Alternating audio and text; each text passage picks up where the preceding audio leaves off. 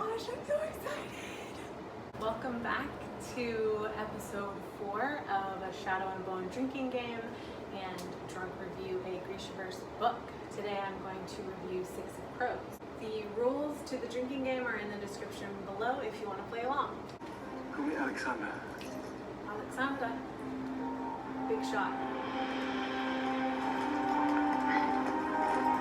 Ow! Bad row, baby. Okay, now having read Six of Crows, I realize my drinking game is really biased towards the Shadow and Bone trilogy. And I don't get to drink as much when I see the awesome Six of Crows characters. So, you know, I'm sorry about that, Six of Crows fans. I'll do better next time. Why is Annabelle so dressed up this time? Well, this outfit gives me Nina vibes. I decided to wear it because I love Nina. I am Nina.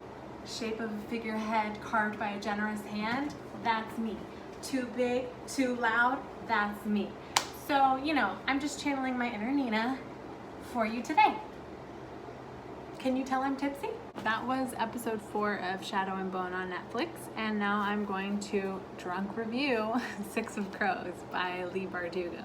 Unpopular opinion, I like the Six of Crows duology less than the Shadow and Bone trilogy. I'm sorry. I know like literally everyone loves Six of Crows, and don't get me wrong, I love the characters too, like 100%.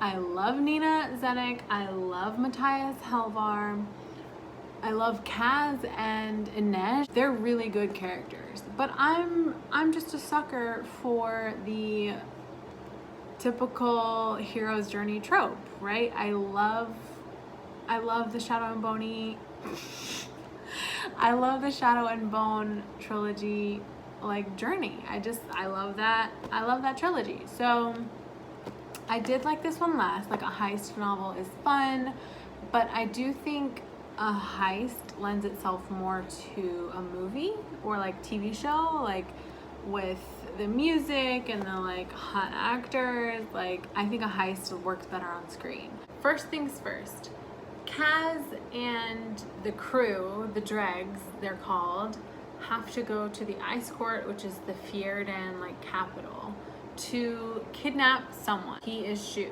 He has created this like magical Grisha drug. It's kind of like heroin that makes their powers like crazy, but also makes them like heroin addicts. So they're trying to kidnap this person from the ice court in Fjerdan. To do that, they need Matthias Helvar, who Nina, who is a drag at this point in the books, right? So the Six of Crows books happens like a couple years after the Shadow and Bone on Netflix. Okay, so like just get that straight. So Nina is already a drag. She already knows Kaz, Inej, Jesper, right? They're already a crew. She has already gotten Matthias put in prison. So to go to the ice court to get this Shu person who has the Jurda like formula, they need Matthias to like guide them through the ice court. So the first part is Kaz, Inej, Nina, and Wylan and Jesper trying to get Matthias out of prison where he is at. He has like become like the best fighter in prison. It's the way you get like the better cell and like treated better in prison. So he has become this crazy fighter. Super sad. They make him like a gladiator against wolves, which are sacred to him. Super sad. But eventually they get him out. Kaz, Jesper, Inej, Nina, and Wylan get Matthias out of prison. That's the first part. Part 2, Matthias was dreaming again. Dreaming of her. So Wylan Van Eck is like the son of this super rich merchant guy, and nobody expects him to do well, and secretly Kaz has brought him around for like leverage. So that's the real reason Wylan is there. But he's like super young, super inexperienced. Matthias on the ship is like so hilarious to see his point of view. Like he's like judging Kaz the whole time, calling him a demon, like the whole time. We get a little bit of Inej's backstory. Super sad that you know, her whole like human trafficking story is hella sad.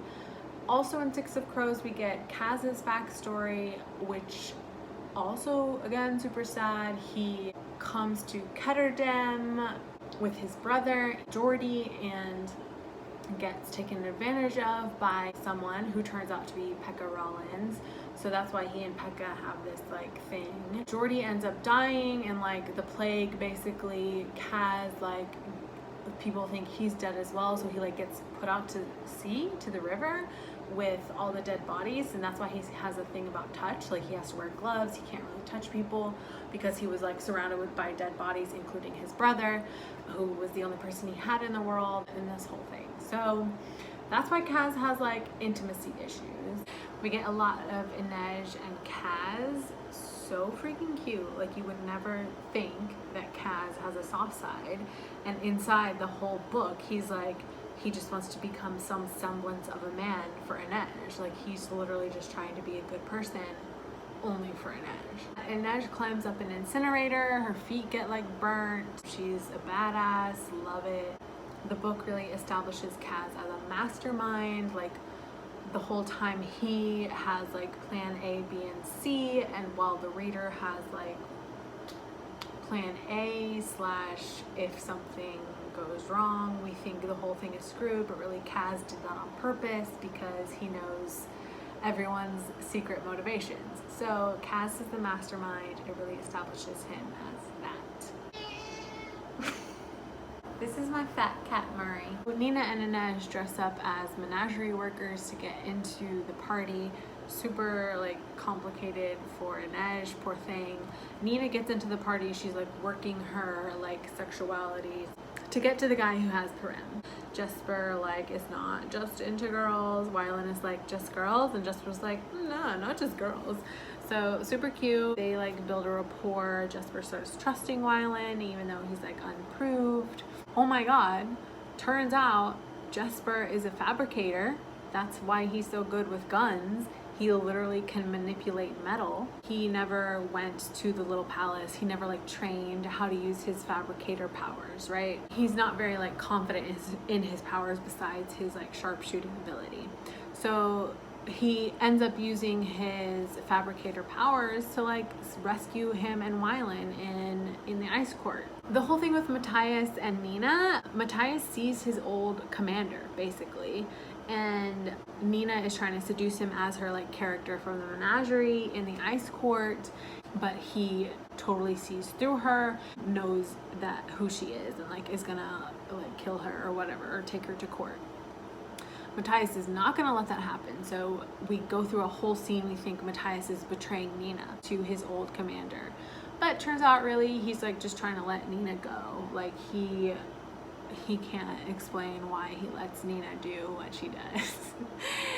even though it goes against everything he was taught and learned. And it's called love.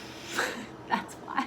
So they escape the ice court. They get away from like the 5 alarms that Matthias has been telling them the whole time. They finally get back to like Ketterdam. They're gonna trade Kauai for the prize that was offered to get the Perem, or the formula for Perem, from the ice court.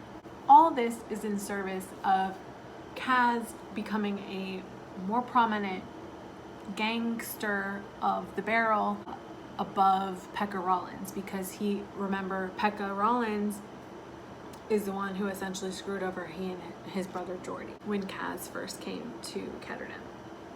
So all of this is to like become a better gangster to eventually screw over Pekka Rollins. Kaz had initially brought Wylan Van Eck along this heist because he thought it would be leverage against the merchant Van Eck. But turns out Van Eck hates his son Wylan because Wylan has like dyslexia or something and can't read or write, basically. So his father's a dick and doesn't value Wylan. So he's gonna end up screwing over Kaz and the crew for Yulbo, Kauai, the guy, or now the son, who has the formula for Perem. So he's gonna screw over Kaz, and that's not gonna fly with Kaz, obviously. As Kaz and the merchant Van Eck the First, are like discussing what's gonna happen with Kauai, Kaz looks his eyes to the left, or to Inej, wherever she's standing, and basically gives away the fact that he loves Inej and he would do anything for Inej. So Van Eck sees that and kidnaps Inej, and that's where it ends. Basically, Kaz is cheated out of both his prize money for getting Kauai, for getting the formula for Parem, and his girl, Inej, is kidnapped. So he says, I'm gonna get my money and I'm gonna get my girl. And Nina ends up taking Parem to amplify her powers, and it's a cliffhanger. Inej is kidnapped at the end. Nina has taken a first dose of Parem. We don't know if it will affect her long term. We don't know if she'll become an addict. We don't know what will happen to Inej. We don't know if Kaz will get her back. Hopefully, because they're endgame. I love them. More importantly, what will happen to Nina? My girl, my favorite. And so now I'm gonna read some quotes for you. Literally, the only quote I wrote down was the oath that Matthias makes to Nina, which is, I have been made to protect you. Only in death will I be kept from this oath. I don't even know what happens in the next book, but talk about foreshadowing. Like, I'm scared. Okay, that was Six of Crows by Leigh Bardugo. Drunk book review after playing the drinking game in the description below while watching episode 4 of Netflix's Shadow and Bone. Join me next time. I don't like to drink alone.